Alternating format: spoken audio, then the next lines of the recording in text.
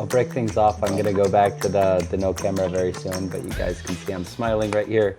My name is Awesome. James Kurtak. I'm a 3X founder. My specialization is tokenomics, thus my involvement in this conversation here. I've known Bo for quite a long time, since I think like a year and a half ago, and I met Mike rather recently, and so yeah, I was talking about, or rather exploring with Mike about like what you guys are doing with LoadPipe, as well as like some of the potential tokenomic solutions. And so I volunteered to help and kind of see how we can create something very, very cool. Hi, we got some more people on camera. There you go, Mike. You got the glamour lights as well. Looking like a Yeah, I'm K-pop in star right the now. So India hotel. Not the best yeah, lighting, sorry. yeah. So yeah, I'm here, and I'll, I suppose, introduce the conversation after Bo does a sort of introduction. Mike, for you, in the context of the conversation, Bo and I had met previous to this. We discussed quite a few things. I think we're mostly on the same page, and so personally speaking, my goal here is to have some more like organization and specifically talk more tokenomics after everyone here, everyone that's involved, answers some of the outstanding questions from last call, and sort of dive in from there. So, yeah. Hi, everyone. I'm going to go off camera as well. And nice to meet you. All right, cool. Thanks, James. Yeah, so James and I had a call just sort of catching up on what we had talked about last time and talking a little bit about the format of the meeting and what we're going to cover. And yeah, I'm not like sharing screen because I'm in the Figma. And so yeah, if you guys want to open that up, I can put the link into the general chat one more time, but it should also be tied into the event if you want to look at just like the event posting. But here, I'll put it in I will put it in chatting Maybe in governance. the maybe the Yeah, governance one, yeah. yeah, there we go. Okay, great. So yeah, you can go over to the chatting governance channel and go over to the Figma. From there, I see Luciano's already in there, James is in there, and John. Yeah, we're adding people. So like to go through a little bit, and I'm just gonna like spotlight me for a bit, which like sort of pulls everyone into my view as I like move things around, or at least people can opt into my view. But there's like a couple, like I saw Nina, you made a lot of comments around into a bunch of different places, and I did my best to like sort of answer them where I could. And yeah, so we discussed a lot last time about some of the various like mechanisms that'll exist at the different layers and how the system will work, which was really like really good and really nice at like understanding sort of how the system will exist at a high level. And a lot of what we ended up writing out and flowing through was those like governance processes and where different roles exist.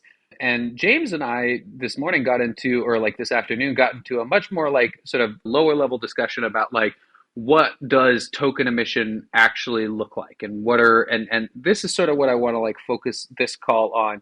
I thought it was a really good discussion last time, but like ideally like this time let's actually take a look at sort of these different actors and start describing the actions that they can take within the system and start under so then like my idea is that we can look at like the actions of a governor, right, and start making decisions about like what are the bad things that we don't want them to do, what are the good things that we do want them to do, and what are the neutral things that they can do that we really don't, we're neither incentivizing or disincentivizing. I don't know that every category will have all these different actions, but if we can start defining them, then we can just like copy and paste them up here and start putting together like a different token emissions sort of schematic, right? Understand like what where are the token outflows going? Where are tokens being bought and burned? What are the different buy and sell components of the token? And then from there, over the next probably will be a little while. Like a lot of this right now, I think is we're going to be thinking about at a higher level to understand the building of the system and even to put in some of our like marketing materials and maybe like our white paper and to help shape some of the discussions that we'll have with investors. But as far as like doing the simulations and implementing it, I think that that's something that comes probably definitely post March, probably post May, but having an understanding of it now allows us to build with that idea in mind. And again, a lot of this is just sort of for communication, understanding the system we'll be building. But just in terms of understanding like the development timeline, like right now we're focused on building a website, right? And then once we have a functioning website and we can do escrow, then we can start the work of like implementing some like silly DAO mechanisms and thinking about like how often tokens emit. So this is a bit of a more high level discussion. And again, so let's just dive in. Unless anybody has any questions, comments, concerns, feel free to Yeah, voice them yeah, now. I do, and certainly I think this is stuff that certainly needs to happen in the context of like tokenomic discussion, like in terms of keeping things clean. Do we want to do that first, or do we want to do that after? Like in terms of like what I had posted inside of the chatting governance DAO chat in Discord, there are like a number of ways we can pursue this, but like do we do we want this conversation to be strictly tokenomics or like more holistic overall? I guess is my question. No, I actually really like that idea. So let's start there. And here, I'm just gonna let's keep it in Figma. So I'm gonna take a screenshot and then insert it into Figma. If I can figure out how to do that. Yeah, there we go. And I to clarify, I think this is a good place to start because you guys are also catching me up as well. And I'd like to be as familiar with previous conversations, organization, anything I can absorb as a nutrient, so to speak, before we actually dive into the tokenomics. Okay. Let me throw that somehow into. Hold on, I'm just having to like minimize a bunch of windows right now. Okay. Okay. All right. Let's throw this in here. All right. So let's put this over here to the right of supply and demand, or I'm going to put this under Federal Reserve. And so I'd say like when we're talking about this, if you're not like on the mic, you can just like use a sticky note in the bottom of the screen. So you can just like put a sticky note and like put your thoughts if you'd like. But yeah, so like let's start with desired revenue model for the system in general. So this is a good question for, I assume, me, Mike, and John. Right now, I think there's two sort of revenue generating components. The first is just marketplace fees. So some percentage of fees, and that is being taken on top of every transaction. And then I think the second is the possibility of having some sort of carry, some sort of interest bearing asset. I think that might be limited by the way that we're implementing payments, and even like especially with that conversation with Martin, that was one thing, John, I came away with thinking like how would we ever do carry in a system where we're doing like the counterfactually deployed smart contracts as a payment mechanism. But like what are the other revenue streams? Are there any? Again, we have to also separate Hamza probably from LoadPipe. I know that was feedback from Nina and others, even myself last time. So we're talking about LoadPipe specifically, right? To be clear. Yeah. So I was actually going to chime in, and this is not a point I made. This is HRM, and I'm sorry I don't know your full name, but for me, Nina. Nina. It's me. It's Mia. Yeah, I think maybe starting there because it seems like a big deal. I don't know. I just stepped in, but yeah, what is that distinction Well, outside of the conversation you and I had, Mike and well, if Bo? I could say the market, even I heard Bo say marketplace fees, I was thinking of myself, like I don't know how much the protocol would take of that globally versus the marketplace, say Hamza would take. And there's different thoughts about how much market. Well, I feel like the protocol shouldn't take too much of the marketplace fees personally on a global level. But I'll just list out the other ideas. Of course, if we look at Amazon and others, at least on the marketplace level, is PPC or advertising. Others over the months have told me you could also have paid placements to put the products on the top. Maybe it's either other ways could be for just maybe promotions of the products in the marketplace, not just So, advertisements, but campaigns. yeah, Mike, if you're going to have one sentence that defined both Hansa and LoadPipe, what would it be? Like, how is Hamza different? What are they doing differently, and how do they work together? It's pretty clear to me. I mean, that's why we wanted to have two different names instead of like say load pipe market and load pipe protocol. Yep. But Uh, load I, pipe, I mean, for, yeah, framing this conversation, right? Helps us spell it out so we can structure the arguments from there, right?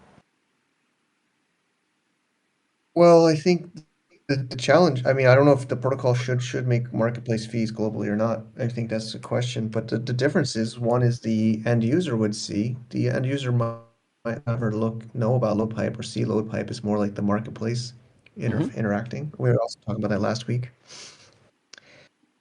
It's I think. it's like yeah, go ahead, Bo, please. Well, I was going to say, like, hold on. I think there's like coming back to that like Federal Reserve model or the Federal Reserve discussion. Sorry, I was just checking my door to see if someone was there. Like when you think about it, like the Federal Reserve sets like a interest rate.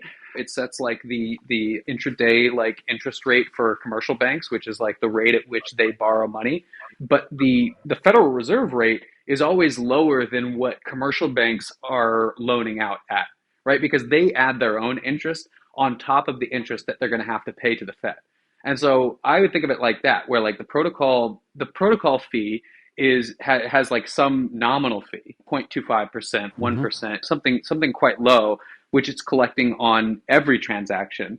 And then and again, like as our like sort of definition of what the protocol does shifts, the more we have this conversation with Martin, it's looking a little bit more like we're going to be focused on the social profile and the reputational aspects of it. So like, yeah, controlling so that inherits some of the like protocols or like some of the what should we call it, the like primitives that he's using for this like protocol or the product relay database.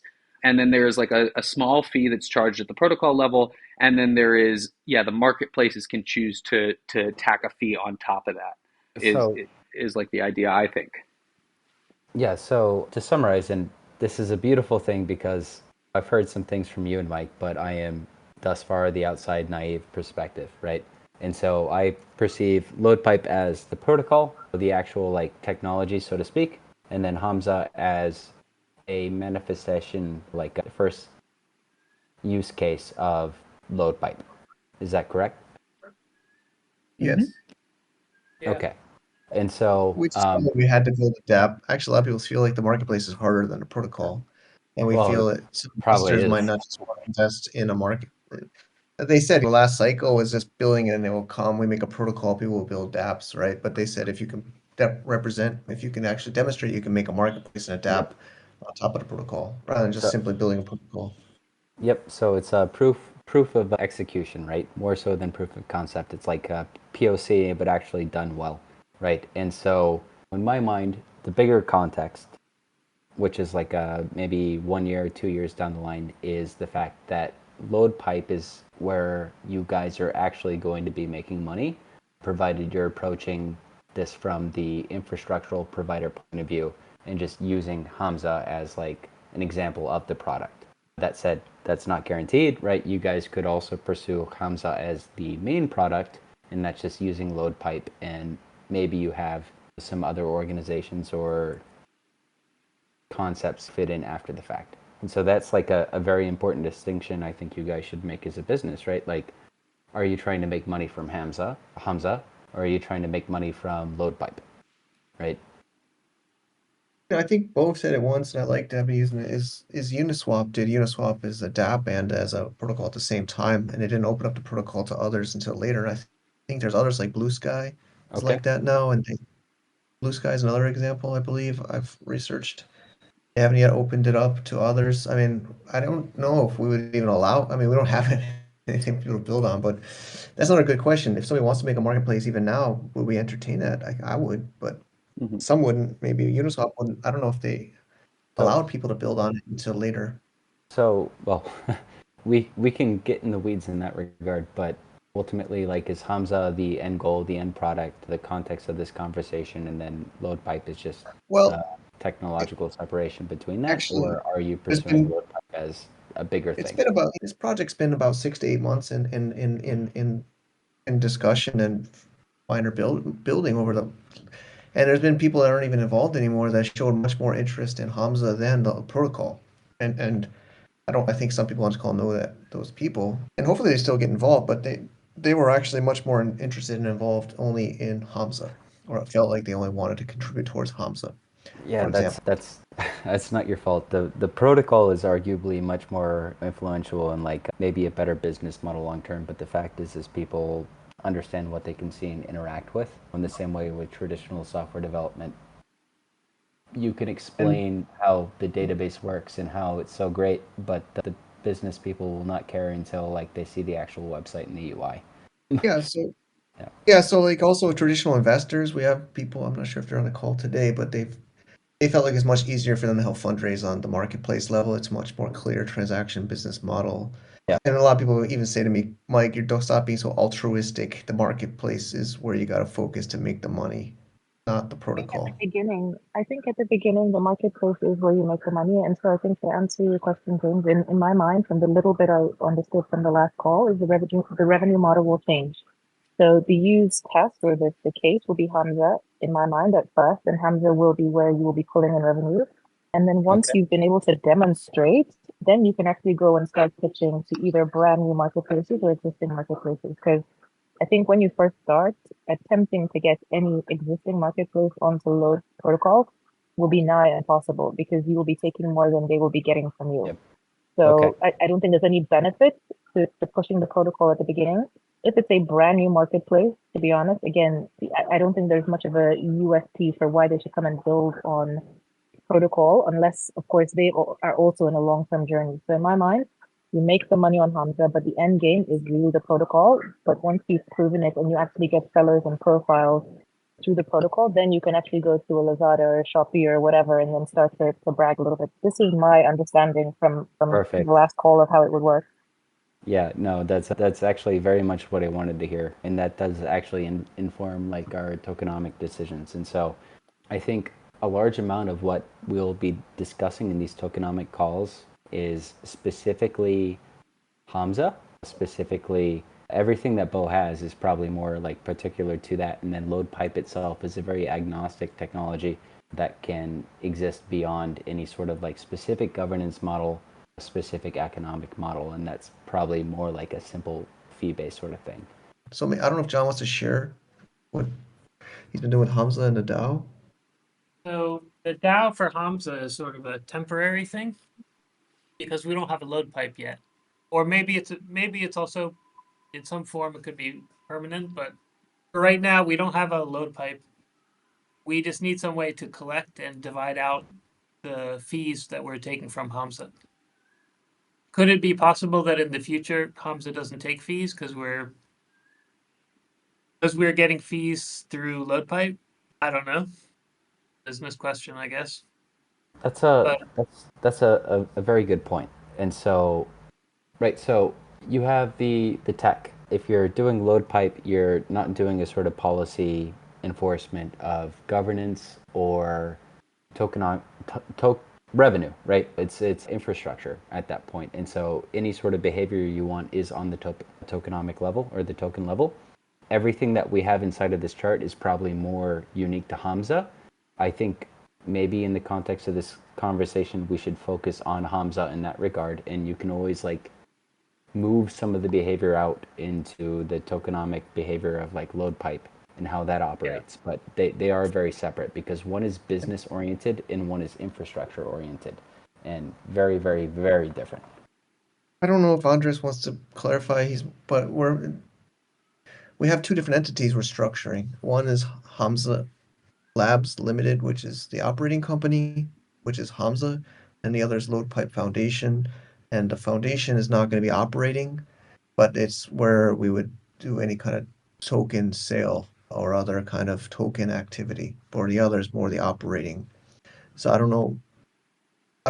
Andres, do you have an opinion on what we've been hearing so far about the focus of the call today? I mean, and 'cause I don't know if Hamza, I don't think will have a token like in the same regard as LoadPipe. Probably Well, not. And I you could, guess Sorry, Okay, go ahead. sorry. I guess that's to be decided, Mike, but theoretically, I mean, there could be even an entity created for the token launch itself.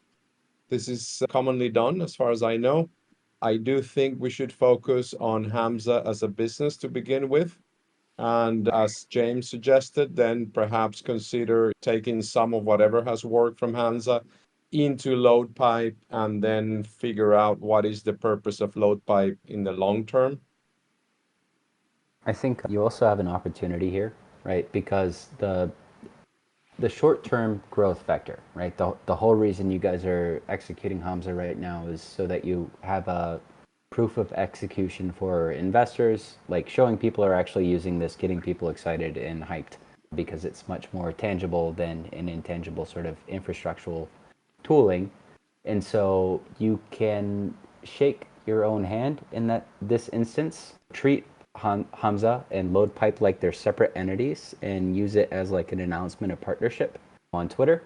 Say Hamza is using LoadPipe and LoadPipe says LoadPipe has Hamza as the first adopter. If that sort of makes sense. Because LoadPipe ultimately wants more marketplaces than Hamza, and Hamza is ultimately the proof of execution for LoadPipe. Even though you guys are currently the same team, as LoadPipe expands, that distinction will become actually distinct. So And I so, think, I will stop you there and say, like, so that makes sense if we're developing LoadPipe in parallel with Hamza. But the development okay, timeline looks more like we're putting out Hamza, and it is just a marketplace that's sort of centrally controlled where we are processing transactions in crypto.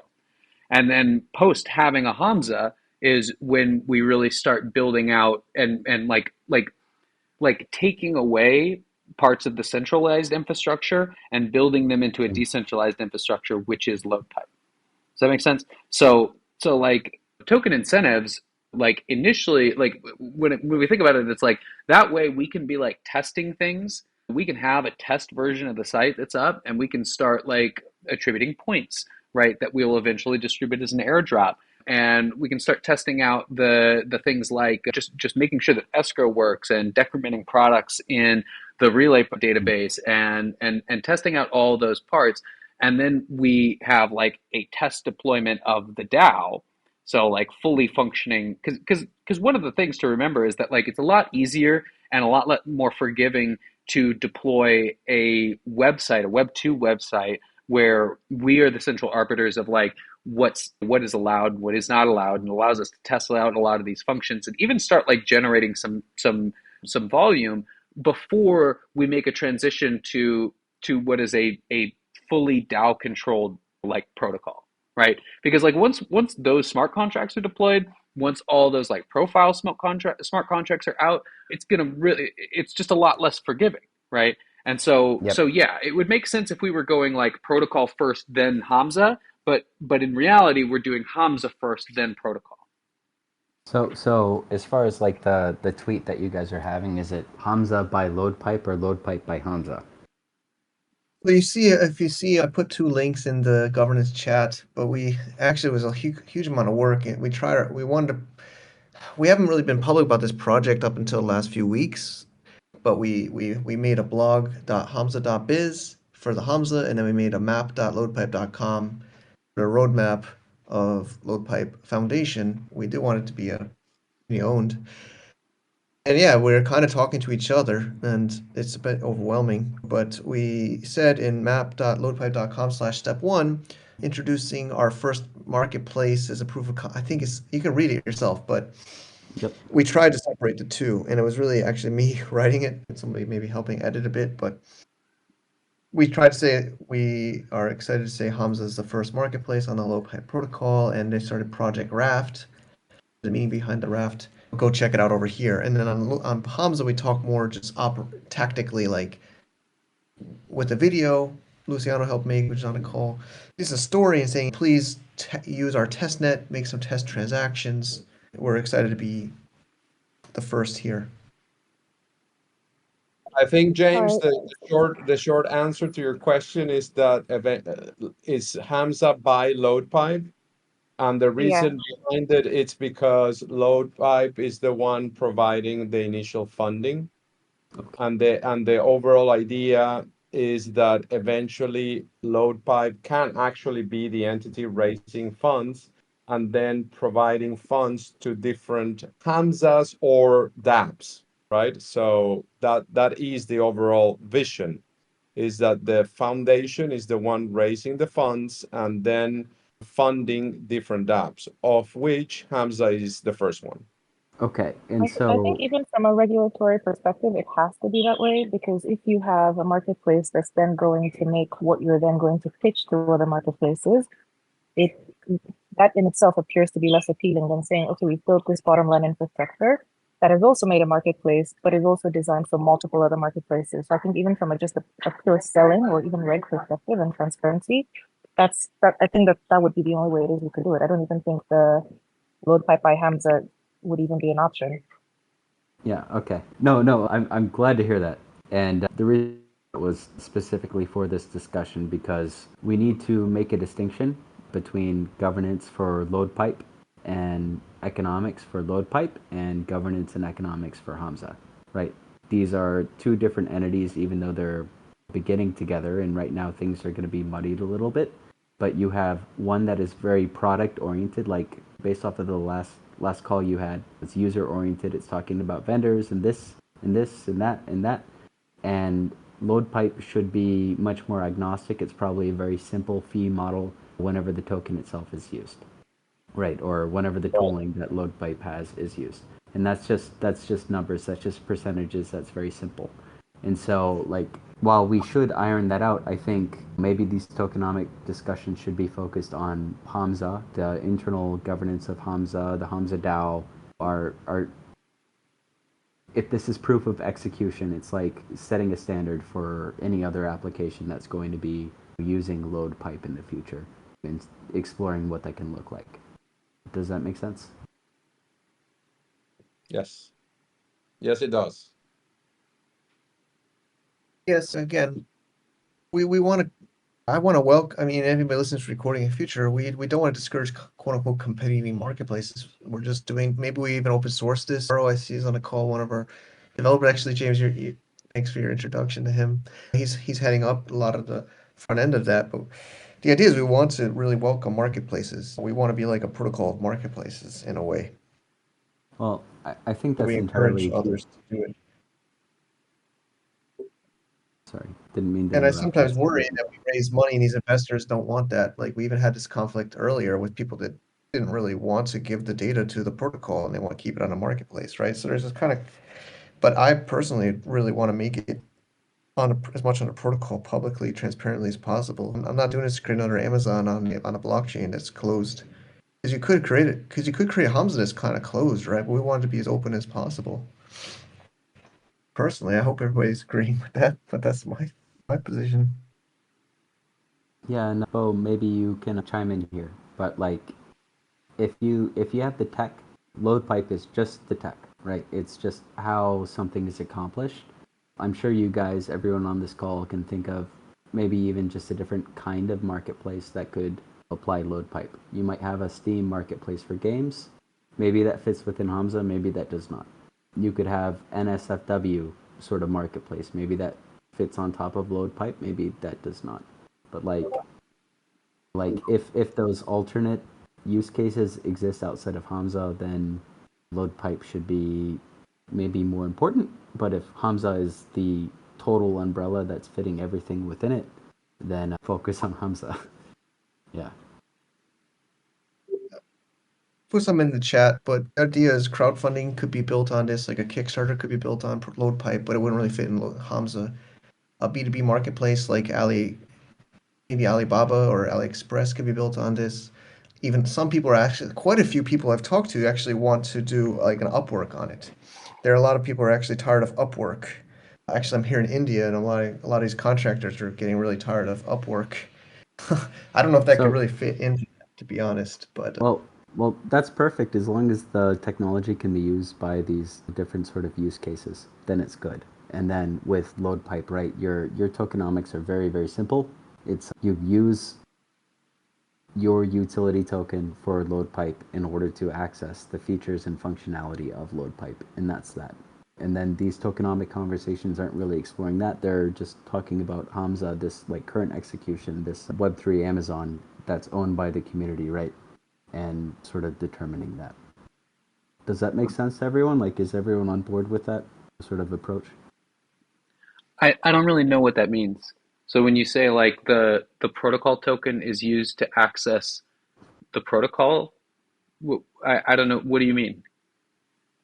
Yeah, so what I mean is if you're treating Hamza, let's say like a L1 almost, and then we're treating Hamza like a DApp, or LoadPipe is like a L2 rather, and we're treating Hamza like a DApp on an L2, right? You can have a token that's used for these different functionalities, and the reason you want to separate the governance from of Hamza from the governance of LoadPipe is because if you want LoadPipe to be adopted by various different applications, they're going to have different governance needs, and they're going to want to have their own like internal tokenomic reward systems as well. And so if you over design and we design everything for LoadPipe, then you're kind of hindering user adoption in the future from these different applications because you're enforcing your own governance and tokenomics model on them, if that makes sense. Like LoadPipe is the utility, and that's that. And you can still have your DAO for that, but that's separate from Hamza. Very, very separate from this execution. Yeah, no, I mean, like if you look at the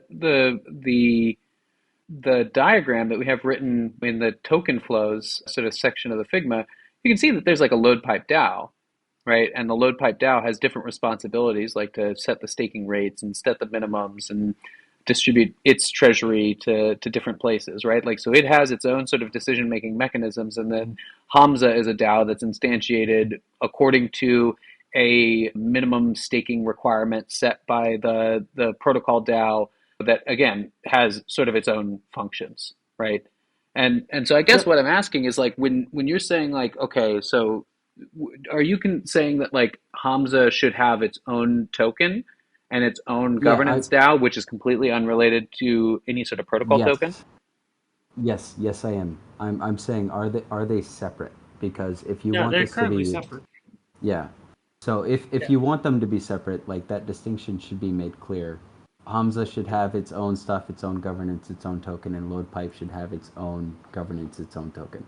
And Hamza can use the LoadPipe token, but it should have its own governance at the very least. Because like I mean, LoadPipe is meant to be agnostic and used by other that's Yeah. why I uses, right? referenced John earlier, but we are making a Hamza token, but it's So more the like Hamza now. token, yeah, the Hamza token is just the like loot token of Moloch, the DAO that we're using. Like we've always said that marketplaces, like Hamza being an example, they might have their own DAO, they might not. They might have their own governance token, they might not. But that's their business. That's the marketplace's business. So for now, we are keeping them separate. I don't think there was ever any question about that. Sorry, I just jumped in, so if I'm confused or if I make errors in my understanding and Yeah, judgment, no, I'm, that's I'm okay. sorry. If you were Yeah, confused, that's no why most worries. people on the Yeah, end are confused. that's You why know we're that. here to clarify. So, But just am to I be right in saying clear, that go ahead, John. there's never really been any question that Hamza would be governed by the LoadPipe token or anything like that? That was my Okay, thinking. so Yeah, I mean, I so just want to also, James. I mean, we're not really planning to raise. I mean, the idea is we would do more like a public token with LoadPipe, not with Hamza, unless you think we should do more of a public launch with Hamza. But Hamza is more like a proof of concept, as we said, and it will make some money, but so wouldn't be like Mike, a token. what It's more what like were a. the entire reason you guys were executing Hamza in the first place is specifically because the investors, the people you were talking to, were more interested in the execution of the concept rather than the infrastructure, right? And so you do have an opportunity to sort of run with Hamza on top of whatever we determined for like LoadPipe and use that as well a secondary earnings vehicle for your team. And it would be separate, but it would be the same people initially, and you could sort of spin that off and push that off eventually. And that could sort of help kickstart you guys because, like you said, right, you could raise funds for Hamza, and you can always adjust the fees for LoadPipe after the fact, and you could have more aggressive fees with LoadPipe if you're your own first customer and sort of use that to build the treasury of LoadPipe. Just a thought.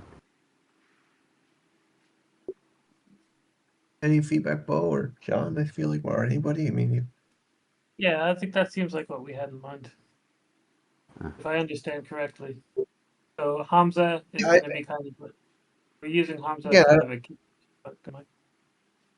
I guess the only concern is, I mean, there's no deceiving, but we weren't really planning to kind of make such a public announcement about Hamza as a token. It's more like a smaller company. Let's see. So we were talking, we were at Mike's house. We were talking about how are we going to take a fee. I think it started with the idea of taking a fee from the store of Hamza to feed back into the business. And yeah, we talked. Bo suggested using Moloch as a DAO. We just started exploring that from there. So if you treat Hamza like a traditional business, which I don't think you guys want to, but like maybe convenient for conceptualizing things, then yeah, you can collect funds as like a Web3 equivalent to these e-commerce marketplaces and sort of act like that. And you're sort of kicking the can here, but when that discussion that you guys were having, like should we require people staking some sort of token in order to have the governance token? What you guys could do, and maybe Bo, you were already thinking this, is like, okay, we require LoadPipe to be staked, or the LoadPipe token to be staked in order to receive the Hamza governance token. Is that correct, Bo? So I like, again, it's like I do think in my conception of a lot of this, I think that the terms are like not super clear. When I think of a Hmm. Hamza governance token, like and we had this conversation a little bit earlier, James, like I think of the protocol LoadPipe emitting a token, and that token being emitted. So like what we talked about last week was like that there is like, so there's a staking contract at the protocol level, and that's for LoadPipe governance, right? So in order to Okay. stake and become a governor of LoadPipe, like in order to govern LoadPipe, you have to stake that token, probably some like vesting period, like in the same mechanism as like Curve, where you have Mm-hmm. vested Curve, which allows you to have governance power for a certain period of time. We could talk about decay or whatever. Like and that becomes the wrap token, which is the governance token for LoadPipe. Similarly, when you instantiate a marketplace, like the marketplace is its own DAO, and the marketplace Mm. is what is receiving the emissions from the LoadPipe protocol. So when LoadPipe is emitting, so the token And contract by exists like marketplace, here. you mean like Hamza would be an instance of one of these Hamza would be an marketplaces? instant, yeah, would be an instance I of a see. DAO, I was right? Which assuming is vendor. Okay. right, Yeah. right, yeah. Okay. Hamza is an instance of a DAO, and similarly, like that DAO contract creates not only the DAO contract but also a staking contract, which you can then stake and become a Hamza governor, right? So, like the Hamza governance Mm. token to me is is the LoadPipe token, but it is wrapped such that it is a Hamza governance token, right? So it's I distinct, see. like right, like Yeah. you don't have this, like you have this one token in my mind, and that's how we like do the different like sort of emissions for and control like the differential emissions and change the emission schedule for different roles as the governors want to incentivize people joining those pools of people who are engaged in that activity, right? So like I that's see. that's sort of how I think about it, is that in that like Hamza is a distinct entity from LoadPipe, and the Hamza DAO is a distinct DAO from LoadPipe. They both use the same token, but it's wrapped in a different contract, which gives it different functionality and different I privileges. see. So it's Hamza load, Yeah, yeah, rather than you could Hamza call it token. Hamza load. Sure, sure, sure. Okay. Yeah. That's So that, but again, I that's want just to my idea. I want to clarify as well again for you guys. Like I'm stepping into this like pretty recently, and so my misunderstanding is actually it should be informative for you guys if I'm not clear on certain topics. Yeah, no, I think it's Um, helpful. Yeah, I think even for us to have your questions. yeah. It's I good think to I'm have learning the, a lot from his questions. It's clearing up a lot for me too. Great. And so my current summary, as I understand it, is LoadPipe is a protocol which enables marketplaces and governance and regulation and a whole bunch of things that people need in order to run like online stores. And so the LoadPipe token can be used in order to instantiate one of these marketplaces. And when these marketplaces are instantiated, we create a wrapper token around the LoadPipe token. In the case of Hamza, it's Hamza Load, just working title for now. And that's used for internal governance within the marketplace. Is that correct? Yeah, that's my conception of it, right? And so similarly, like as vendors stake to within Hamza, for instance, they stake to become a vendor through Hamza, or like a judge I joins the see. judge pool And in Hamza, right? So I like see. And it they has have its own fractionalized set. ownership and voting based off of their wrapped load token that they're using Well, within I that. wouldn't even again, I wouldn't even say voting. I would say that like again, like you have maybe the LoadPipe protocol, maybe this governance, and this is part of why like I kind of want to drill into these things, is because like I have this like sort of loose idea of how it should work, but we need to like get into the specifics of like what actions do we want to incentivize and disincentivize to really start running models about like what levels, like just to start getting an idea of what numbers should be. But yeah, like a Hamza will have its own DAO and then its own sort of set of smart contracts that people can interact with to like so for instance, I give the example of like a judge. So someone who wants to become a judge and become a judge in the Hamza pool, right? The emissions that are coming from LoadPipe, it's just setting like a set of staking emissions for vendors. It's setting a set of staking emissions for judges. That like maybe like they're able to augment that percentage based on what globally it thinks that like the system needs. Then those emissions flow into Hamza and into the various staking like staked participants of Hamza. If that makes sense. Okay. I don't know if that's the most No, optimal construction, but that does. That said, I think and I'm very glad I read that Discord message. We need to make the distinction between the two, right? You guys have LoadPipe, you guys have Hamza right now, and Hamza is a specific instantiation of how LoadPipe can be used. And so we're going to have very nitty-gritty governance, compliance, and monetary discussions relating to Hamza overall. And yet the bigger picture, the long-term picture, is how do you monetize LoadPipe, right? Like in an agnostic way that is adoptable by other marketplaces. Mike, you said Upwork. Like how do you design something for that? And so I just want to make it very clear, these are very different things. The tokenomics are going to be, the governance are going to be entirely different. And so my question is would you guys like to focus on conversations on Hamza and like the execution of that, or would you like to focus on LoadPipe and the sort of agnostic application independent sort of solution? It's a hard question, but the idea of Hamza's, like I think John and Bo and I have been somewhat saying in this call, is we're trying to make it also a template that people could copy Yep. paste to spin Proof up their of own market. execution. Yep. Not just execution of the technology, but execution of the governance, the DAO. Like they don't have to use our framework, but we're trying to kind of make this a framework. Or even I think as Alex was inspiring me to make like an ebook, convert your Web 2 to Web 3 e-commerce brand or e-commerce marketplace. Nina's also said, what if current Web 2 marketplaces, maybe not Amazon, but even Amazon wants to come into this ecosystem, what would they need to do to be able to act in this environment? So with that, at least I want to bring that up, like that could be a template for other marketplaces to potentially utilize what we develop in Hamza. So I guess we could start with it that way, and then try to integrate it to the load. But Bo has always said we should do them in parallel because, which I do somewhat agree with. We can't not think of LoadPipe on Hamza, right? We'd have to Can keep I ask in a mind. really basic question? And if it sounds stupid, I apologize. From my limited understanding of what it is we've talked about, it seems to me, and to the point that Bo was asking before in terms of the actions and all of those things, we have fewer actors on the protocol than we do at the marketplace level. So that means we have more actions that we want to incentivize or disincentivize or nothing at all at the marketplace level. So there's in my mind, it makes sense to focus on Hamza first and nut those out. I'm struggling to see that there's a vast number of things it is that we would want to incentivize or disincentivize at the protocol level. But have I oversimplified it?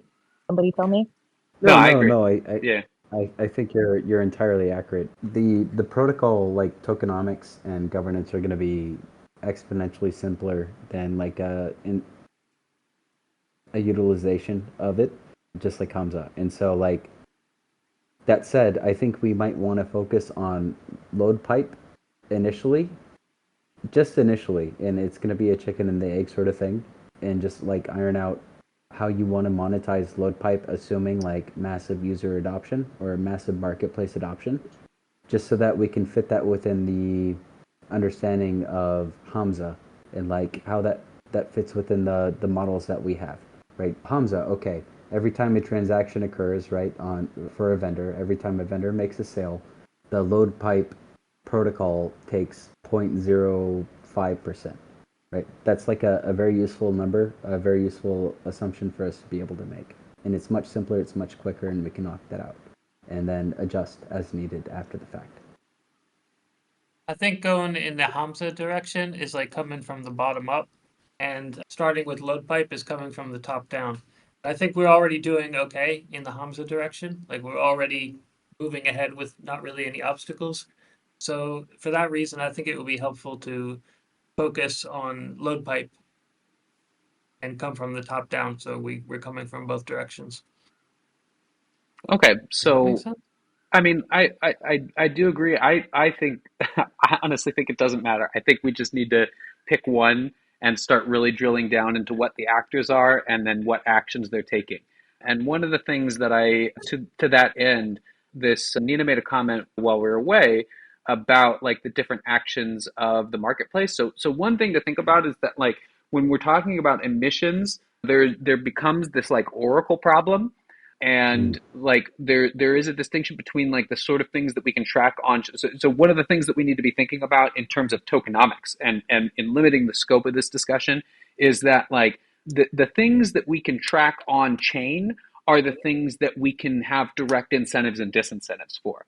So like the like actions perceived to be a lack of transparency, right? This is like sort of a subjective measure, and so maybe we could say that like the LoadPipe DAO could manually step in and review a marketplace and take an action, but that's like sort of an extraordinary action that is like maybe that's something that requires like a judicial process.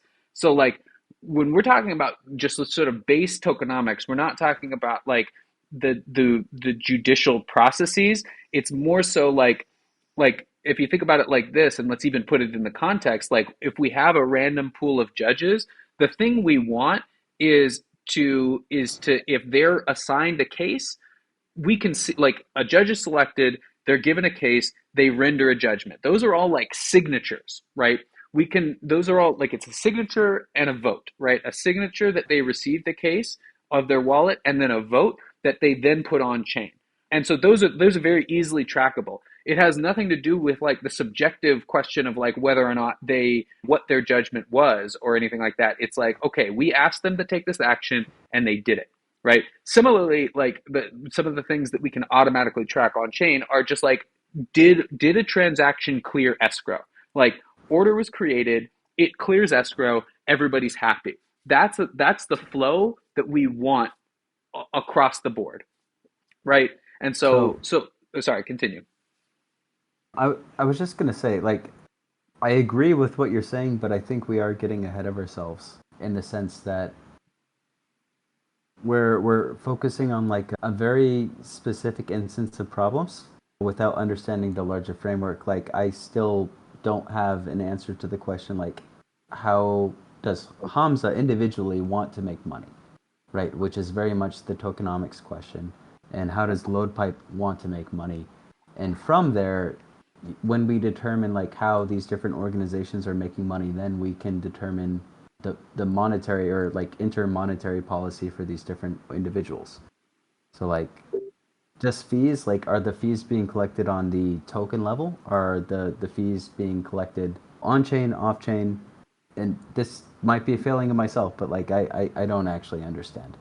Let's say just Hamza for the context of this I mean, conversation. maybe I could take a stab at it, but I think they're both earning marketplace fees, although I vote to have very minimal on the protocol level because we don't want to, as a protocol, interfere too much on the transactions. So I would vote as small of a transaction fee as possible. And But so they when both we're make money off the transaction. I think the more would go to the marketplace for many reasons. They're doing more work in my opinion at least. And the protocol and wants to just encourage as much transactions as possible. And so then there's when the we staking. uh, Those are the two main actions. Can I just jump in for a second to clarify? Hamza Please. is very simple. It's making percentage of the transactions on the blockchain. okay. So I think that's what we decided. Yes. We Okay. can discuss that again. But LoadPipe is less clear. So Hamza, just for now, and I'm sorry, Bo. I don't mean to be rude. I just don't know the answers to these things. So No, we we need, if it's not clear for you, it's definitely not clear for most then. so we collect the sales, and those are collected in like USDC. They're not collected in like cryptocurrency, or like is there like any sort of For AMM Hamza, process? Yeah, for Hamza, for only Hamza. Hamza, Yeah. we will accept a few currencies, Okay. tokens, like stable tokens and native, and That, we will that, collect the fees in whatever the transactions are paid in. And after that we brings up, collect the fees, are we normalizing them somehow? Are we converting them to like one currency, or are we keeping them? Not decided yet fully, I think. I mean, there's also been some discussions that raise another point is actually it was Alexi at Yellow suggested for a good monetization was some of these, say it straight up, shit tokens that don't have much utility could give more utility to their token by having people be able to buy stuff off, say, the Yep. protocol or Hamza, Yep. Yeah. right? We always talking to him about that. Yeah, you and I, Mike, actually talked about that, and there's a guy who rolled through Yellow, Emmanuel, because actually who has someone who can sort of do that as well. Regardless, are I think he you? had said at the travel company that Yellow incubated, that they in the early days also were getting monetization from having other tokens added to their system for those investors or users to use those tokens to buy travel. And so, like, in sort of a flowchart methodology, right? You guys make a profit, and you make a profit from protocol fees, and you collect the profit, and you can either keep the token separate, you can invest this, you can do sort of AMM and sort of like normalize it, which is probably what you're going to do. You're going to convert it to USDC or DAI or something like that, right? And so we have the first two steps: make profit, convert the profit into some sort of normalized asset. And when we know the normalized asset, then we can start talking about rewards, right? We can either pay people from the normalized asset, or like Bo and I were talking about before, we can pay people in like some sort of native currency, some sort of Hamza token as well.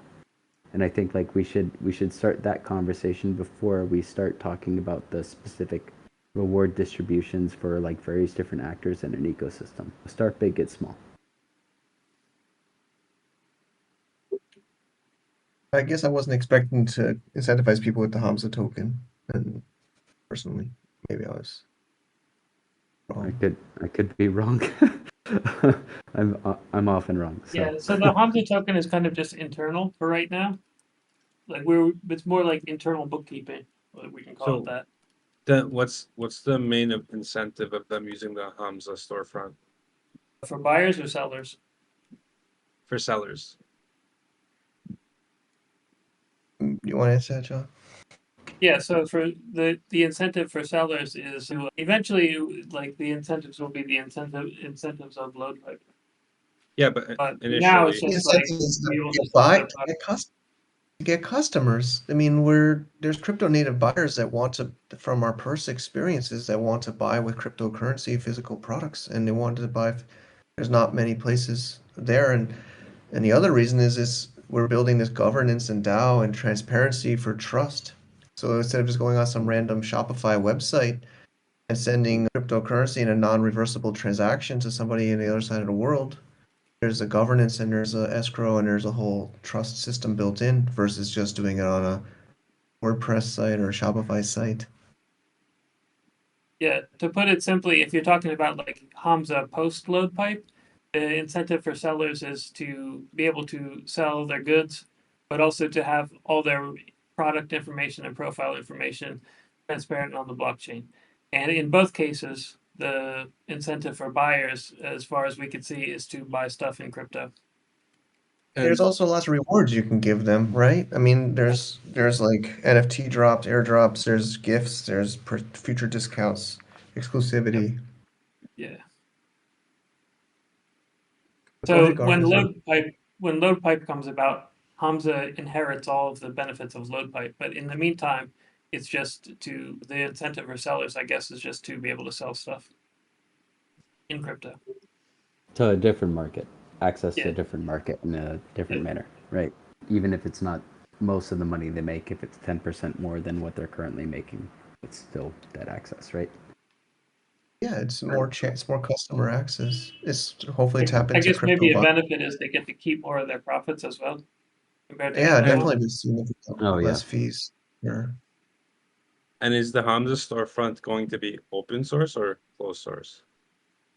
Because you said we're offering, the whole point is to offer them a framework. Well, I guess it's not been fully confirmed, but I'm voting for open source. I mean, I don't know. I mean, I think we want to basically make frameworks for people to build marketplaces. So Yeah, I what? don't see any reason to not make it open source. I never really thought about it, but if we're going to be providing an example for other marketplaces, I guess it might as well be or should be. Yeah, I mean, I I think mean, again, the it's idea like if you So look at, so then, I was gonna say I just drew out this like quick like, Okay. okay, this is like maybe the way that we'll split up the each transaction, right? So you have a very small protocol fee, you have a higher like sort of marketplace fee. I mean, and again, marketplaces can compete with each other around like the level of fees and everything like that. And even with like a 9% fee on transactions, the vendor is still getting like 90%. The level at Amazon right now is 50%. Yeah. Now, to be Yep. fair, like it depends, like if that assumes that the cost of shipping is lower than 40%, right? Like from an economic standpoint, like because like Amazon does fulfillment, that's their justification for taking 50%. If like if shipment costs less than 40% of the margin that they're getting as opposed to Amazon, then it financially makes sense for them at these levels, right?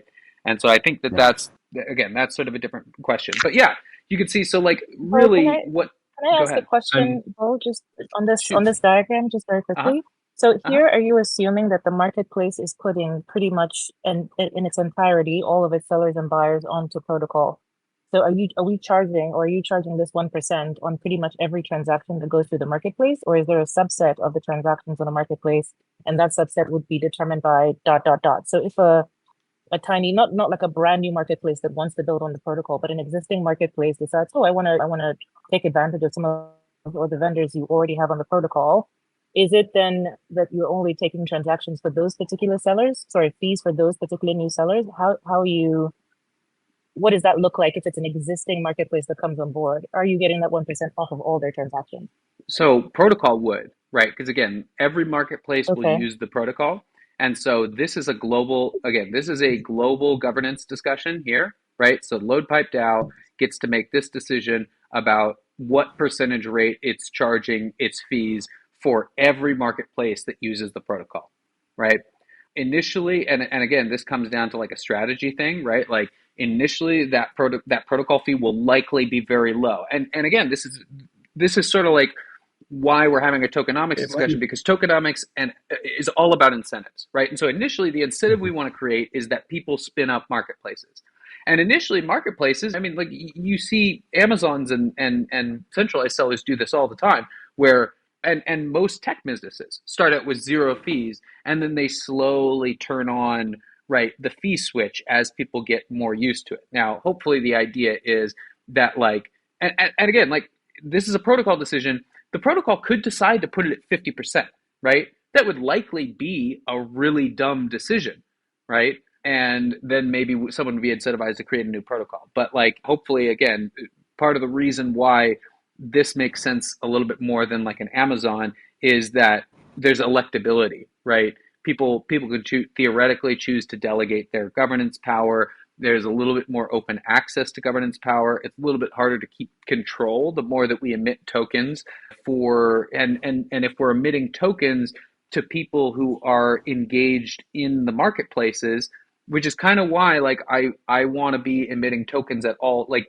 at all spaces. It means that the people that are most engaged and most using the protocol and using it honestly, if our incentives are aligned correctly, are the people who will end up getting the most power and making these top level decisions, right?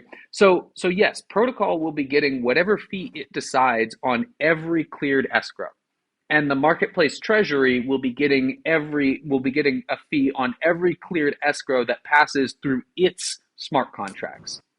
So And what is the treasury used for in this instance? Like, is it for every vendor that exists in that marketplace, or like is that determined by their DAO? is I the guess. market what is the marketplace treasury used for? Yeah, yeah, yeah. Or how is it used? How are funds determined? Is that like DAO I think it's centric based decided on by the that, marketplace? that marketplace, whether it's a private company or a DAO. I mean, it could be a normal Amazon, right? And they can do whatever they want with their money. It's Just however Could be. they're one business, governed. yeah. Yeah, Okay. because the thing is like that's what the marketplace is responsible for, is providing a front end, right? Like so they have to pay hosting fees and they have to build a good UX. I'm Like sorry, go so ahead. I'm just gonna go back to my question because I'm having trouble understanding this. If you're open sourcing the front end, right? hmm hmm What stops the company from just plugging in their own payment provider and just using it as their own solution? Wouldn't it be more beneficial to provide that as a SaaS? Well, we're trying to be like a blockchain based. I mean, SaaS, in But my why opinion, would fits more. Sure, but why would you hand out the storefront? I mean, Then we're they could hoping just that they create would their own. plug into our protocol. Because I mean, also, of course, they yeah, could do it without our protocol, but we want them to use our protocol. protocol makes Yeah, money some on I mean, volume, and also it's like protocol or like marketplace comes with its own risk. And also, as I was saying earlier, like some marketplaces may want to like only serve certain areas. Like again, if each marketplace is sort of responsible for its own fulfillment, some marketplaces will probably just want to say like, well, we're only going to do intra Europe, right? Some marketplaces may get ballsy and decide that they want to do they want to spin up inside the United States. And so like operating a marketplace comes with its own, first of all, hosting costs, but also legal liability. And so like I mean I get what you're saying. Like that is a that's a like stream for us to would be to just like sassify our front end. I mean, I don't know. I'm generally like just philosophically more inclined to open yeah, source some things. But also I think if we're I think building we're, out the protocol is like the protocol collects yeah. fees on everything. And so more volume, we want more volume no matter what. yeah, Yeah, like a lot it's of people, hard. we talk to normal. Carl, I appreciate your question, and I'm not. We want to entertain it, but the idea is we're trying to do a different model than Web 2. We're trying to do Web 3 model, which is more open source. Some people call it altruistic, but I think that is what Web 3 is supposed to be. Is sure they don't have to use our protocol, but it would be very easy plug and play to just plug into the LoadPipe protocol. And we have some rough white papers, but I can't wait for James's support. But I kind of drafted one. I called it Africa Mart in the draft. But I can't wait to come back to India. I don't know if I really want to come back, but if I come back to India and maybe do a hackathon and help people make up their own marketplaces and do some I, kind of prizes and loop things like that, and then make a very hyper local one just on a specific niche and a specific market, it's a geographic market. I just So, personally find it like it seems like an untapped market, somewhat like what Versal does, offering a SaaS solution would make the process much easier for the clients. That's yeah, that's a thought for another day though. Well, I think it's a valid consideration if you approach this from the perspective that like LoadPipe and what it enables is the bigger picture. And mind you, I have not considered this. I'd have to think about this. But like, is a SaaS a better way to get more quote unquote like TVL, more user interaction using the LoadPipe protocol for the other products, the other things that you guys want to launch as well? I think it's a complete inverse, to be honest. I don't want to do anything in a traditional way. I mean, the way I can see it is we might pay them to use our marketplace. I think we could have negative interest. I think we can actually have, instead of them paying 1%, we pay them 1%. We can have like a negative interest. I Yeah. think we want to get as much volume on here as possible. Maybe we could have some kind of Mm. full service suite where we could have some kind of enterprise edition that they could pay us for, like even SaaS has that. They have three levels, right? They have the open source. I use the open source. They have the SaaS, and then they have the enterprise, right? We have the open source. I guess we could do a SaaS. I mean, or we could have somebody else in the ecosystem do a SaaS, and then we have the third, which is the enterprise, which is like the white glove. But I want to be more like a. We want to be the water. We want to be the Bruce Lee water, right? We want to be Yeah, like a yeah. blockchain. Okay. So I'm gonna have to head out in about 15 minutes. Something I would like to do based off of this conversation is draft up, maybe not Figma, maybe like a Canva thing. I'm gonna drop it in Discord and I want you guys to beat it up. This will be like my understanding, my takeaway based off of this conversation and sort of how I see Hamza and LoadPipe working together. Oh, totally stealing your graphic that you have right here.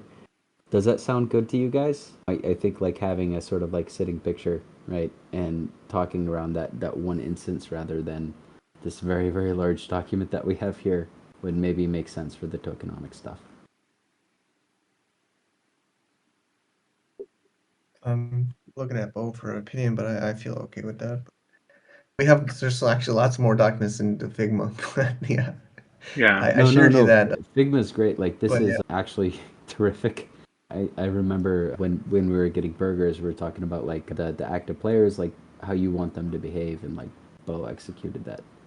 But like in the context of like Hamza and LoadPipe as separate entities, that's sort of like shifting my perspective in terms of like tokenomic design, and so I'm more curious to explore the relationship between the two, and then like sort of diving into one and the other. sorry it's so And complicated, but I mean, John and I no, guess maybe no, we didn't look at it so long, but we feel like Hamza's simple. I don't want to say simply, but purely a transaction business model of like a more significant percentage of the transaction than the protocol. And I even vote for, I said negative or zero. I mean, I don't think protocol takes much or anything at the beginning, but yeah, Hamza's pretty clear. It's like a 5% or something transaction fee, and that's it. That's so how I see it. so Bo, the conversation that we had earlier today. Hmm. So Hamza takes 5% transaction fee, or 1% as you currently have on screen, Hmm. I think he and says 1% or 9%, oh, 9%. 9%. 9% to the Hamza, 1% to LoadPipe, Oh, I 9% to see, I see. Hamza. Okay, and that's currently it. That's like the tokenomics. You're taking that fee, and that's like how the money's being made, right? Sure. Just the Hmm. money being. Okay. Hmm. And so what we're exploring for like tokenomics is how does that 1% get distributed amongst actors in LoadPipe overall? And how Hmm. does that 9% get distributed amongst like the team, the organization, as well as the participating players within Hamza in this instance? Is that Hmm. correct? Yeah, I mean, functionally, right? Like, what, I mean, and again, these are variable, right? X percent, Yeah, Y yeah, percent, I could have written, and then 100% minus X, Y, but like, yeah, so yeah. I mean, the percentage is, yeah, uh, the That's very percentage is simple. whatever it Yeah, yeah. is, right? And then there's a bunch of actors in the ecosystem, and again, why have a token? To create incentive mechanisms, right? To incentivize behavior and to reward people who are acting honestly within an ecosystem with ultimately more power, right? That power is Okay, like distributed in sort of an inert form, which is just the token. And then the token takes on power when it's staked in a role, right? And so, how do we do, again, when I'm thinking about tokenomics, I'm thinking about like, okay, we take in, so like I said on our call earlier, and this is a more general principle I think for everyone to maybe meditate on while we're talking about tokenomics, is like a good token is designed in a way such that you have an application that creates value. It it captures that value, and again, the capturing of that value takes place Mm-hmm. here in our like protocol fee, and then accrues that value to the token. So Okay. such that like the token becomes more valuable as the as it is governed in a way that is true. And that's why like I I keep on coming back to this idea of actions and thinking about specifically what are the actions that we want to incentivize, because that's where we can emit tokens. That's where we can distribute tokens, and thinking about, again, going back to what I said earlier, like what are the on-chain events that we can take a look at and say like this is an action that we can verify as one that we want to incentivize, and thus we like continue to emit tokens to people who are engaging in that action, right? So such that over time the people who are benefiting the most from the system are the people that are using it and getting the most value from it, right? Perfect. So, like as far as the images go, I think what you have on screen is at least the most impactful for me. What I'm going to do in the next 3 days is come up with a very pretty picture of what I have in my mind, because it's easy to get lost in the woods with like some of these conversations. I'm gonna put it in Discord, and I'd love to hear what you guys think. And I'll leave some space for like some of the governance stuff, but like I think like a proper flow chart, starting from like income, starting from that sort of buyer that we have there, and then having a sort of tree map as far as like how that revenue is distributed. One, both back to LoadPipe, and that's going to be very simple.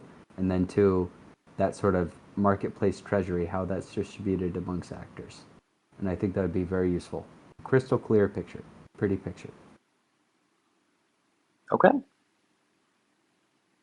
That's my action item. I think it'll help quite a bit. Yeah. Okay. Sounds good, Jen.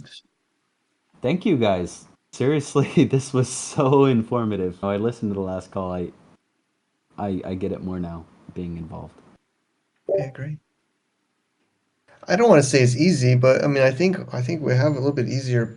I mean, it's very clear in e-commerce. There's a transaction of a buy and a sell, right? Where a lot of these other blockchains or other projects, it's a little bit more vague. I feel like it's pretty clear. People are There's a physical product or maybe a service. We talk about like Upwork, but there's one person that wants to trade money for a value of service or product, and we're in the middle, and there's a Yeah. transaction fee for that. I mean, Yeah, if and I then were to we're trying to summarize, do. Yeah, go ahead. no, I think yeah, no, it's very simple. So, forgetting LoadPipe the protocol, right?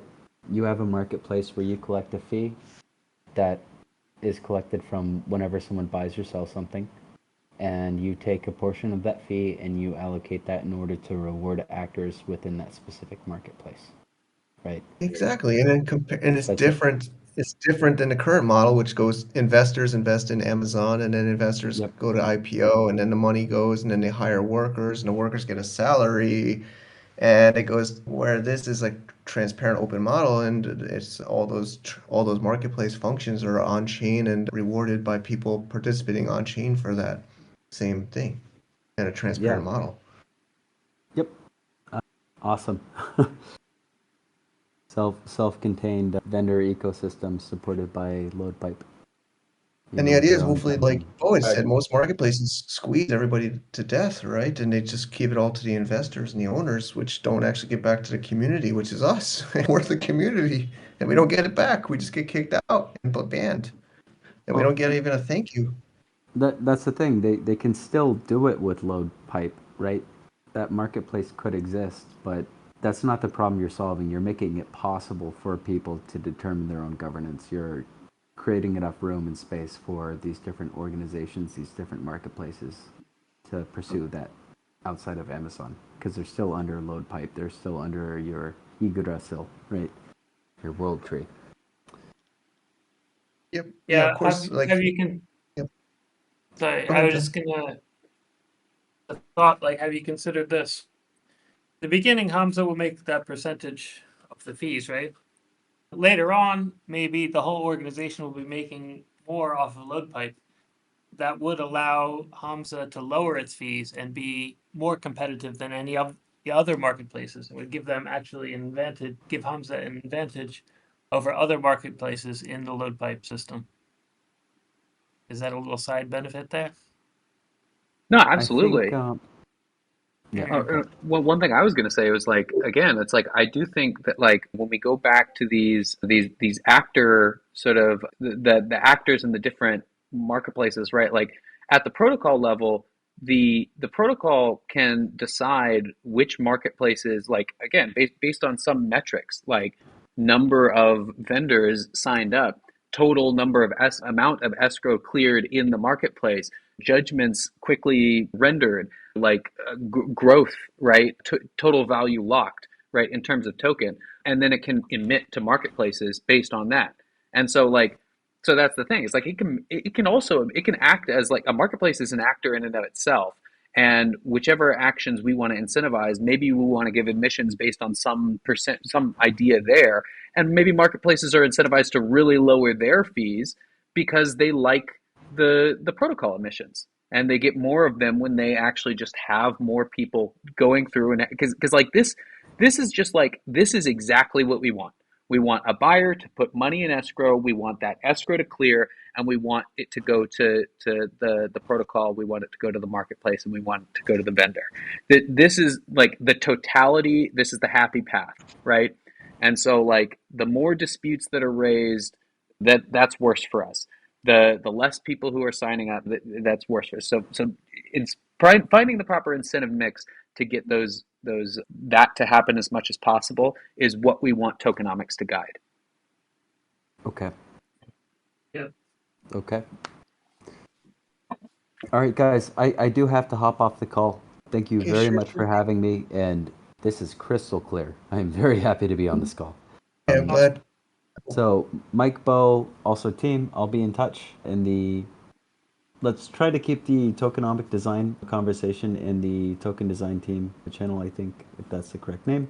And I'll drop some resources before our next meeting. And will our next meeting be next Tuesday, or do you guys want to shoot for something earlier, like this Friday? I don't know. We were just Bo and I were just talking about how many calls we've been having lately. I don't know. Can we Maybe confirm that? next Tuesday. It'll give me some time, and we can sort of sort that out. Yeah, I'm All down for right. next Yeah, I Tuesday. think. Okay. Okay. Works for me. All right. Yeah, I'll start working on that. Mike, I'm not sure if you're here in Chiang Mai. Bo, if you are, I'll be back tomorrow night. But yeah. Yeah, I'll be back let's on meet up. Thursday. Awesome. Okay. Thank you guys, and have a very, very good day. All right. Thank Thanks. you, James. Thanks. Bye, guys. I guess we'll hang out. I mean, I budgeted 2 hours. I mean, I know it's been a long one already, but I think I think some of us can hang out. Is there any comments from others or questions maybe while we transition here?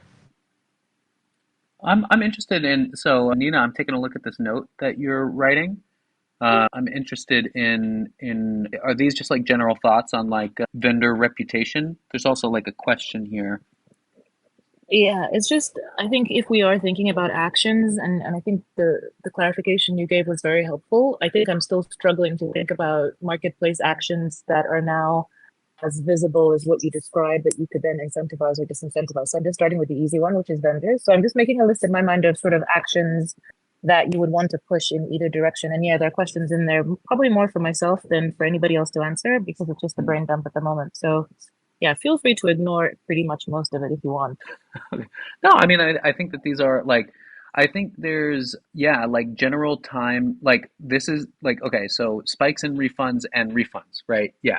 Like someone who's continuing, like, and also one thing to think about is like, there is tokenomics, and then there's also like search optimization, right? So like there is that traditional like there are two like levers that we have in terms of vendors, right?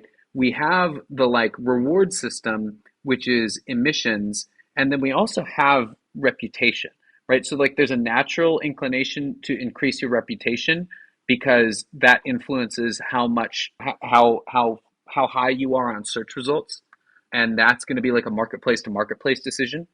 But vendors will want to protect their reputation theoretically, and then there's also token emissions. So yeah, that is something else just to keep in mind. Because like for instance, FTC breaches. I I am not sure how, and maybe you're right, maybe like you can, like these are good things to think about, and even, but but I was just thinking about that when going through this list. One thing I like, when you say we can't reward volume, it would be unfair. Why not? Because you have high ticket items where the person is only going to sell like TVs, jewelry, things like that. They're only going to sell a few, but they're high ticket.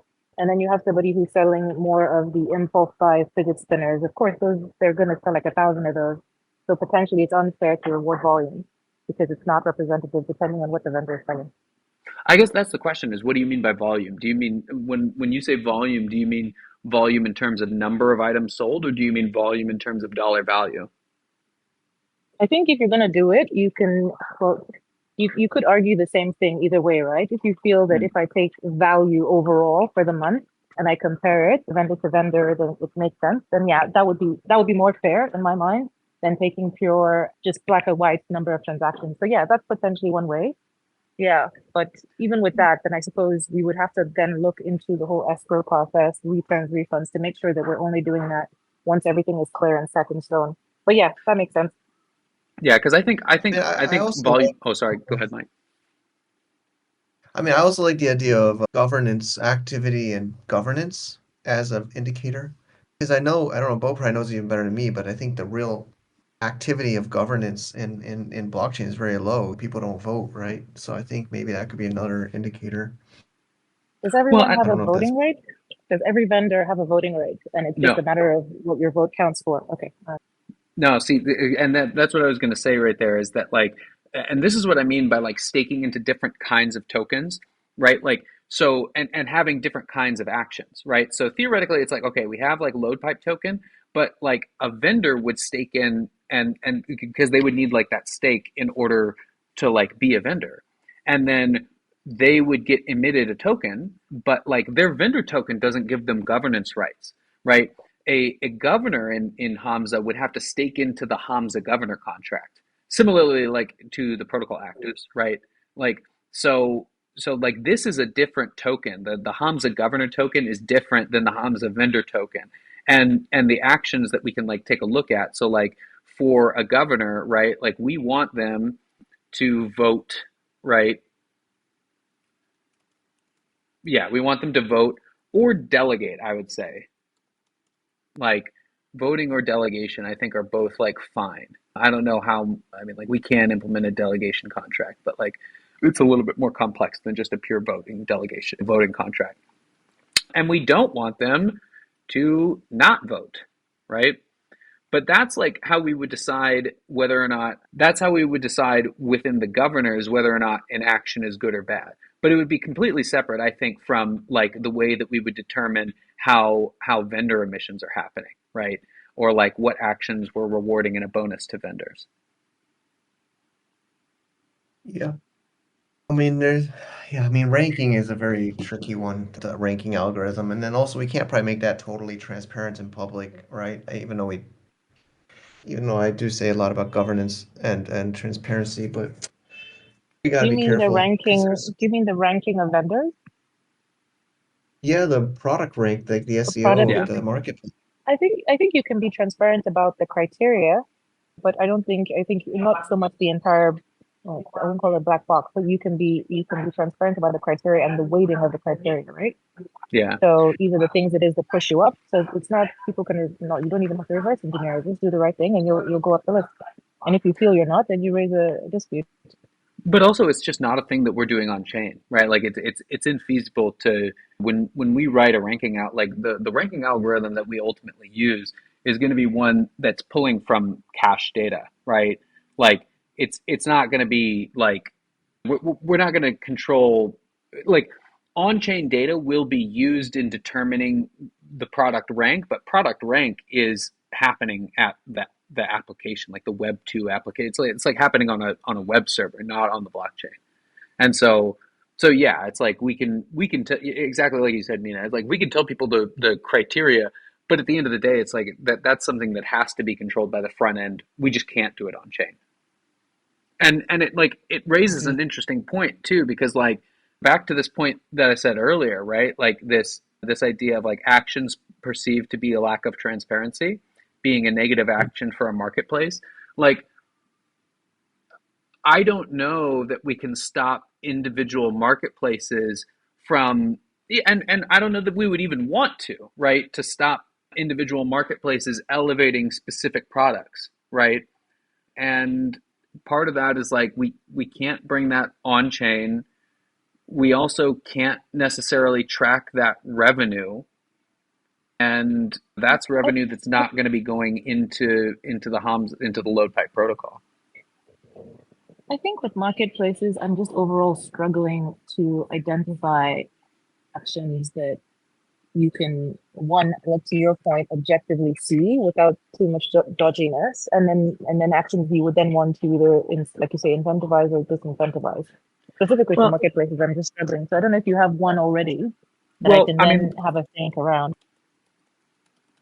like we want them to clear transactions, right?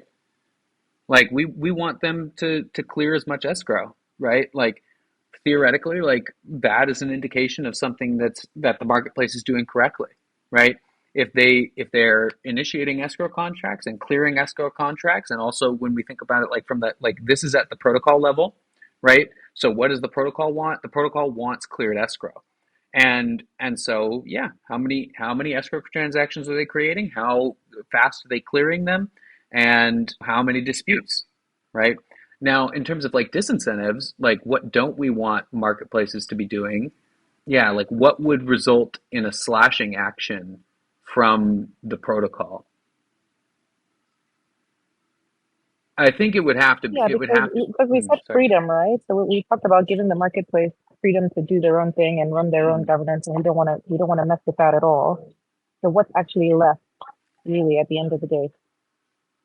Yeah, I think this one might be a little bit harder to come up with, and we don't want to do a reputation thing. We don't want to do something that requires. We want everything as automated as possible. Yeah, I'm struggling to think about anything that would be at a marketplace level if we're letting them set their own rules and everything else. The only complaints I can think about that people have about marketplaces is the lack of transparency, or to Mike's point, getting kicked off for no damn reason, not getting approved for any damn reason, not getting your ads approved.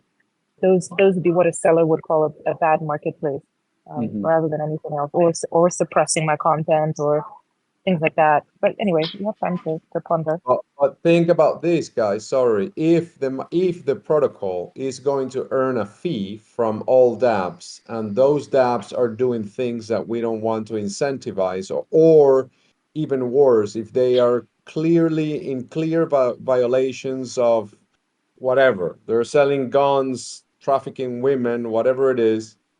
I mean, if we are taking a fee, that is very awkward, right? So there has to be a way where the marketplace stops receiving the fee. So that I don't know what that means from a technical point of view, because we need to be able to sort of reject any fees for illegal activities, and also to shut them down if that's what they're doing, or do something about it if we cannot shut them down. We talked about Yeah. this in the last call. I mean, But yeah, that is related to what we should know or should not know about what others are doing. Now, I agree. I think we should, but again, I think that's like I think that's not necessarily automated. I think that's like a DAO decision. I think the DAO, the protocol DAO should have like in Moloch, it's called gkick, which is a function to kick a member, right? And theoretically, like all of these are like members of the LoadPipe DAO, and so there should be like a blacklist function, for lack of a better term, right? Or I mean a sanction function, which is like tough because like on the one hand, we want to do like open, like an open protocol, but I agree. I mean, I do think that there are. I mean, and it's tough because like, how do you if you give yourself power to stop any marketplace, then you give yourself power to stop every marketplace.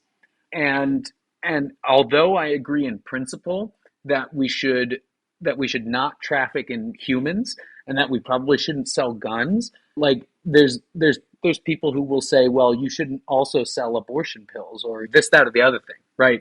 And so it's like it's this really hard balance, I think, that does actually give me a lot of pause, and I don't know that I have a good answer for it yet. I agree with you. I think that we should have the ability to stop emissions to a marketplace and based on a subjective judgment of the protocol DAO. And especially receiving fees, otherwise we are liable of whatever they're doing. Yeah. Yeah. To say like we're not collecting fees from these transactions, we're not, and maybe that's it because it doesn't in theory stop them from operating, right? It Exactly. just it Yeah. just stops them from receiving any benefit from us, and it stops us from receiving any benefit from them. And so, and maybe Correct. that's a I maybe think that's a fine enough solution. reputationally, Yeah. though, you're not going to want to have anything to do with them because it won't. I mean, you can deal with the PR and the bid after, but it will basically say that you're receiving fees from a platform that sells XXX. It won't say that you're receiving fees from for separate transactions. I think if we just play it out and we just say, okay, fine. So let's say Taobao comes onto the protocol, and there's a number of vendors who are selling women on there. This gets raised to Taobao's attention. Taobao already has governance in place that says, oh, we don't allow that.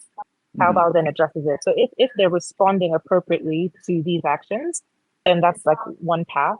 If what you're seeing is like it's a much smaller marketplace, actually what they're selling is not what they're selling, it's fake pictures, they're actually selling this. I think where it's Mhm. going to be more nuanced is not even going to be like it's not going to be things as clear and black and white as human trafficking or kidneys. I think it's going to be dodgy little things like where they're putting up a picture of something, but they're really selling something else underneath. Either it'll be, I don't know, potentially drugs or something else. I think it's going to be a lot more nuanced, and it's going to point of, okay, you have the smaller marketplace.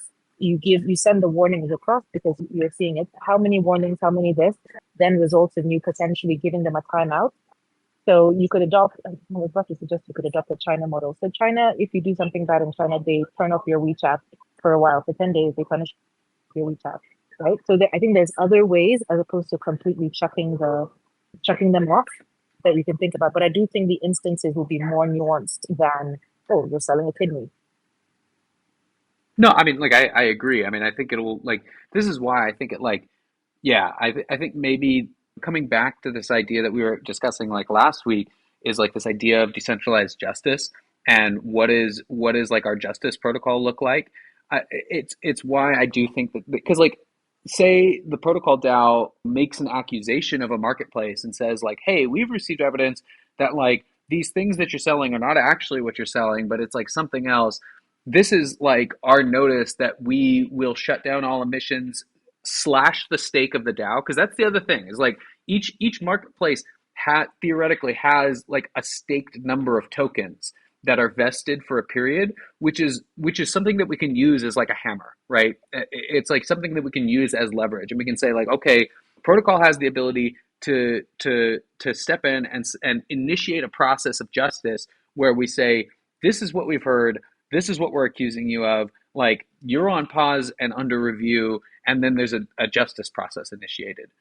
Because I and like how we design that justice process, like that's like another thing that we have to contemplate. Again, it's why I see a lot of this as like developing like a legitimate government. Like we're Yeah, having to yeah. make a decision about like, well, what how do we set out, like how do we create the regulations that we want the protocol to follow, and then we want the individual marketplaces to follow, and then how do we institute a system of justice where like if someone violates those, like what are the punishments, right? And the only things that we have to work with are monetary incentives, right? Like we don't have police, we're not going to have a police force or a military. So we have to, all of our like leverage has to exist in the form of like the staked tokens and the ability of people to continue to engage in commerce according to the rules that a system that an agnostic system of governance has set forth. So let's get 10 more minutes, everybody. To cap it at 2 hours. Just, I think that's fair.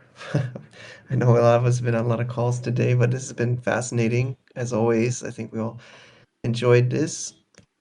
But also, I guess we're not ready to announce this keyword Martin. You've maybe heard the word Martin a couple of times, but we are talking to some other developers also working in e-commerce blockchain space. It's very exciting that we might collaborate with.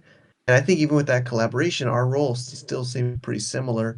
Against, I think we're kind of building the DAO and the governance and the filter. I mean, I think a lot of maybe other builders might not be filtering, but we're trying to make like like Bo says. I think that's the value of what we're trying to do. We're trying to engage the community, create a governance, create a DAO, create a justice system, reputation system. I think some others maybe are more primitive, but I think that's what we're trying to create. We're trying to create an ecosystem of trust and transparency, and we're not trying to let people make do sell or do bad things like other like we're not trying to make it our Silk Road. We're not trying to create some other thing where anybody can do anything that they want. We're trying to kind of create a little bit of a yeah, I mean, as much as we might be somewhat, I know, hesitate to say it, but it's going to be filtered a little bit. We're not going to let people sell anything that they want, right? It's going to have to fit our, not our, like mine or Bo, but the communities, which is why we're trying to find as good of people as we can in the ecosystem to start it off right with the good intention in a transparent way. I think Yeah, I that's think one of that's our a good differentiators. strategy. That comment you made in terms of when you then start extending the protocol to other marketplaces, I think there will be potentially a little bit more handholding with some marketplaces or marketplace founders so that if it is people who have a similar mindset, you kind of not you save yourself half the job, but I think there might be a little bit more involvement from you guys, the team, when you're onboarding a brand new marketplace. It's a lot more personal than if you were just onboarding a random, right? So the first few you're gonna do will almost be handpicked. I know it sounds terrible, given the whole thing about community transparency, everybody come on board, but the first few will definitely be handpicked, and I think that will help the reputation when you start building and you start pushing. So yeah, I think that makes sense as I, part of a sales strategy. I would agree. I think we'd agree with that. I mean, it's also just in startup ecosystem in general, whether it's you have to work closely with your first users and onboard them, listen to them, learn from them. But yeah, we after every call, I'm more excited than ever. I think we have what we're trying to solve is not letting people sell things like secretly and illegally. We're trying to solve the frustration of the buyers and sellers in these current gated communities or gated ecosystems that just ban us and black box or just delete us or throttle us for no reason, or at least a reason we don't know. At least give us a reason. But Like I'm here in India I and think, yeah, people don't know why sorry, they're banned. They just I think by oh, go virtue ahead. of that, you're going to attract a certain number of people who have been kicked off a number of platforms. But you also, and you have crypto payments. You're also potentially going to attract people who sell sex toys to markets where sex toys are taboo, right? And then they have these dodgy fake ads that they do on Facebook. It's going to attract those kind of people because they will feel that there is a sort of masking. And so by design, you have to build in not like handcuffs, but you have to be clear at a load pipe level what you will allow and what you won't allow. And then Hamza is completely different, right? In terms of, oh yeah, everybody you can go for books or whatever the hell you want. So I think that there will need to be some clarity as to what sort of activity you want to allow for vendors directly who are coming or building their own marketplaces from scratch or things like that. So yeah, I think 100% it will be extremely nuanced, and I don't know what it's going to come down to in terms of not if it's illegal, it's very clear, right? This is not an issue, but I think it's all the other stuff. But it will be interesting once you get there. Well, and I think it's because it's like there's a couple of things that I think like we can all agree on, right? Like we can agree you shouldn't be able to traffic in organs. We can agree that you shouldn't be able to traffic in people. But like when you start talking about like guns, when you start talking about sex toys, when you start talking about drugs, right? There's a wide array of opinions and a wide array of legality, right? Like and so like yeah, like how to arrive at these decisions. I mean, again, it's like this is it's a government, right? Like it's a network state, right? And the network state will have to decide for itself what it it allows. And I think the big question and yeah, this discussion keeps on bleeding back and forth, and I guess it's because they are so intricately tied to one another. Is that like on the one hand, tokenomics is about monetary policy and incentivizing the right kinds of actions, but then we have this like other discussion, which is like constitutional governance and specifically like federated constitutional governance of like what decisions should sit at the protocol level and what decisions should be handled by individual marketplaces, right?